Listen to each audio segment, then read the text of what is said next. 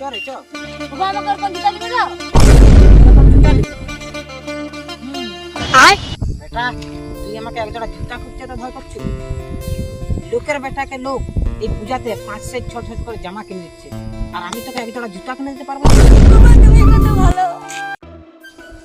তোকে জুতা কিনে দেবো বলে এই লো যে তোকে মাথায় করে রাখবো। দাঁড়া তুই 1 মিনিট দাঁড়া, তোর জুতাটা এখন এনে দেবো। বাবা তুমি কি যে বলো না। খাই নাই না বলছি বেবি, খাই নাই না বলছি, তোমার দিদি বলছি খাই না বেবি। সেদিনও বন্ধু মিলে ইয়া করে